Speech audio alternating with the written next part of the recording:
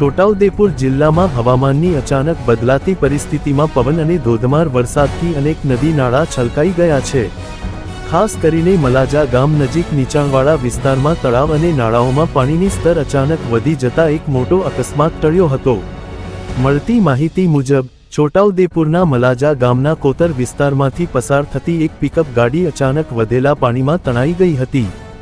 જો કે સમય સૂચકતા અને સ્થાનિક લોકોની સતર્કતાથી ઘટના સ્થળે તરત જ બચાવ કામગીરી હાથ ધરવામાં આવી। ઘટનાને અડધા કલાક સુધી હોશિયારીપૂર્વક ક્રેનના સહારે પિકઅપ ગાડીને પાણીમાંથી બહાર કાઢવામાં આવી।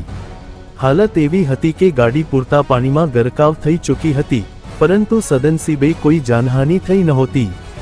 અધિકારીઓ અને સ્થાનિક લોકોની સમયસરની કામગીરીને કારણે મોટો અકસ્માત ટળી ગયો છે। આ ઘટના વિસ્તારના નદી નાળા છલકાતા જોખમ દર્શાવે છે। તંત્ર દ્વારા લોકોને સલામતી અર્થે જરૂર વગર નદી નાળા પાર ન કરવાના સૂચનો આપવામાં આવ્યા છે। અપીલ: નદી નાળાઓ નજીકના વિસ્તારોમાં રહેતા લોકોને સતર્ક રહેવાની સલાહ અપાઈ છે।